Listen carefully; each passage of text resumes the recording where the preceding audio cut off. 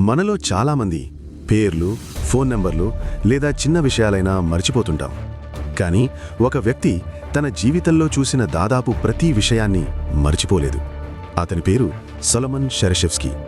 రష్యాలో నివసించిన అతను సాధారణ మనిషిలానే కనిపించేవాడు. కానీ అతని మెదడు అసాధారణం.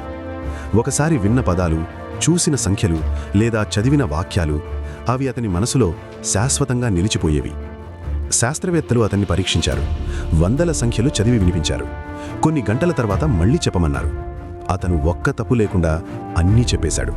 సంవత్సరాల తర్వాత కూడా అదే జాబితాను అదే క్రమంలో గుర్తుపెట్టుకున్నాడు. అతని మెదడు సాధారణంగా గుర్తుంచుకోవడం కాదు.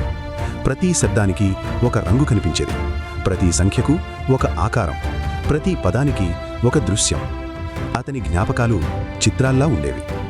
ఇది అతనికి వరము, అలాగే శాపము. మర్చిపోవడం కూడా మనిషికి అవసరం. కానీ అతనికి వేదనకరమైన జ్ఞాపకాలు కూడా ఎప్పటికీ చెరగలేదు.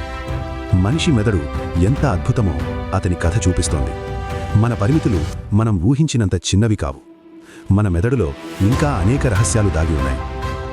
ఈ కథ మీకు ఆశ్చర్యం కలిగించి ఉంటే లైక్ చేయండి, షేర్ చేయండి. ఇలాంటి నిజ జీవిత ప్రేరణాత్మక కథల కోసం సబ్స్క్రైబ్ చేయండి.